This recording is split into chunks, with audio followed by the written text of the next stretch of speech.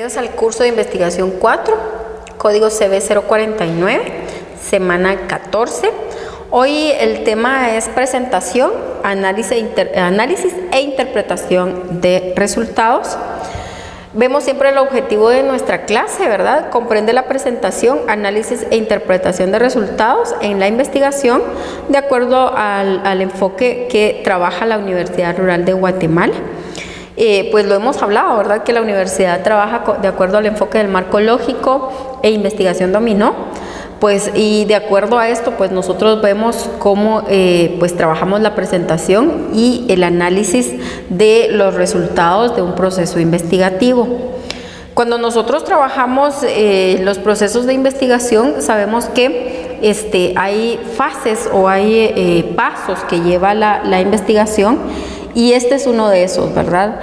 Cuando nosotros ya estamos haciendo el procesamiento de la información, pues ya estamos pensando en que ya estamos terminando un proceso investigativo, pero es acá donde nos ofrece mucha información, es acá donde nosotros vamos a ir a analizar esa información, ir a comprobar hipótesis, ir a comprobar las variables, etcétera, etcétera. O sea, todo esto nos va a llevar a ese culmen, ¿verdad?, del proceso investigativo. Es el proceso mediante el cual los datos individuales se agrupan y se estructuran con el propósito de responder de repente a un problema de investigación, a objetivos o incluso a hipótesis de estudio. Cuando nosotros hablamos de la presentación y publicación de los resultados, nos dice que los resultados se presentan mediante ecuaciones gráficas y tablas y de alguna manera se van interpretando, convirtiéndose los datos en información significativa. La información solo así en una tabla pues no me da muchos datos, ¿verdad? La información en una tabla pues de repente no me da lo suficiente para que de alguna manera el que está interesado en el proceso investigativo lo comprenda. Entonces es necesario de alguna manera poderlo trasladar gráficamente y luego de ello pues hacer un análisis de esos resultados, ¿verdad? Porque al hacer ese análisis de los resultados, de alguna manera nosotros vamos a poder hacer conclusiones, vamos a poder hacer recomendaciones, pues vamos a poder hacer propuestas para poder trabajar algo y resolver ese problema que nosotros habíamos identificado al inicio, ¿verdad? Presentación gráfica. Esta forma de presentación de información crea pautas que son difíciles de ver en simples tablas de números. Entonces vemos nosotros lo importante de las gráficas, ¿verdad? Una gráfica me va a dar esa pauta de poderla comprender, ¿verdad? Y eso no lo voy a poder hacer yo en una tabla. Es utilizada para visualizar y analizar la frecuencia con que una variable toma diferentes valores dentro de un conjunto de datos. Describimos algunos gráficos que nos sirven para efectos de presentación de información. Entre ellos podemos ver los gráficos circulares, los gráficos de barras, ¿verdad? Acá están representados. Precisamente, yo siempre les digo, yo los estoy preparando a ustedes para que ustedes puedan trabajar de alguna manera su tesis. Y no digo que ya con esto ustedes un máster, no, de alguna manera siempre va a necesitar de la guía de su metodólogo, ¿verdad? Importante, pero que usted más o menos se vaya relacionando con esto, ¿verdad? Que se vaya relacionando con los gráficos que usted puede utilizar. En la Universidad Rural se utilizan estos gráficos, ¿verdad? Los gráficos circulares para poder trabajar las investigaciones y poderlas presentar.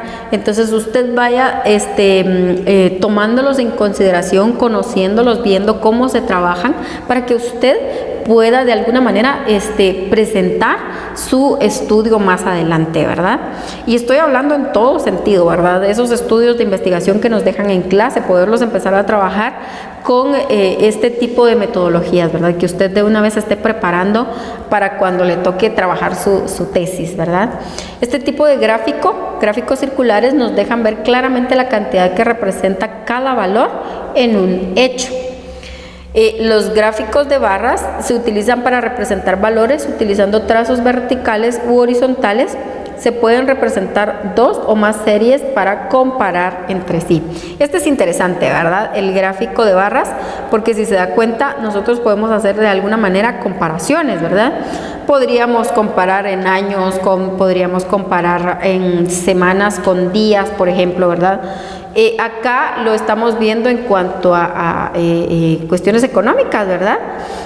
Dólar, euro, peso y el bolívar en ese caso, y vemos cómo podemos hacer las comparaciones en cada uno de ellos, ¿verdad? Eso nos sirve, o esa ventaja nos da también el gráfico de barras. Análisis e interpretación de resultados. Y acá quiero mencionar a Encinas. Él nos dice que los datos en sí mismos tienen limitada importancia y es necesario hacerlos hablar. O sea que solo los datos a mí no me van a decir nada. O sea, solo la presentación de los datos en una tabla, la presentación de los datos en una gráfica, de alguna manera, eso me dice que obtuve una información, ¿sí? Pero luego nosotros tenemos que hacer hablar esos datos, y entonces dice que ello consiste en esencia, el análisis e interpretación de los datos. Es ahí entonces donde el investigador es la esencia en ese proceso investigativo.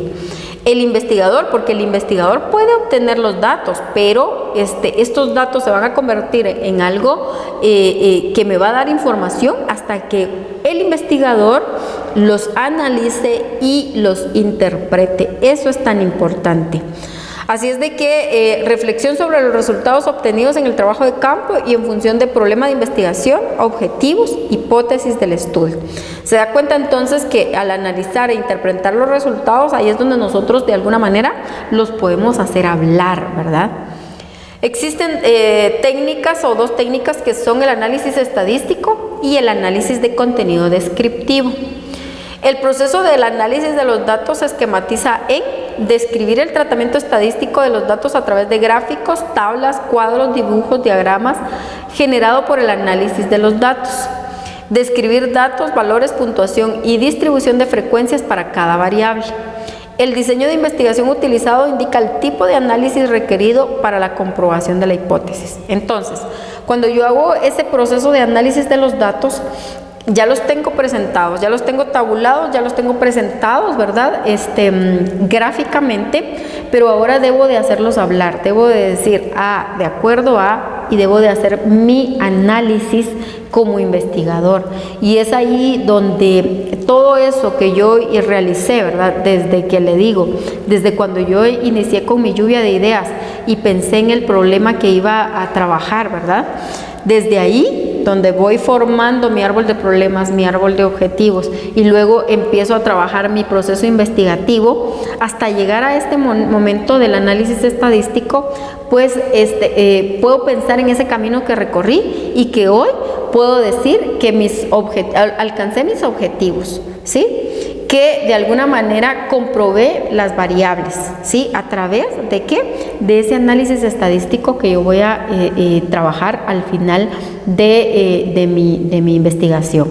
Así es de que el análisis estadístico de alguna manera va relacionado con el instrumento que uso, la tabulación de los datos que hago, la presentación gráfica que hago de los datos, para de alguna manera dar esas conclusiones, esas recomendaciones en el proceso investigativo, y que el espectador, la persona que esté interesada en mi investigación, pues de alguna manera lo comprenda de una forma fácil, lo comprenda solo con ver, ¿verdad?, las gráficas y el análisis, diga, oh, sí, tenía razón, ¿verdad?, al hacer el planteamiento de su problema, tenía razón al plantear sus variables, la variable Y, la variable X, y de alguna manera con esto pues comprobamos la hipótesis y hemos visto que puede hacer las conclusiones y las recomendaciones del caso.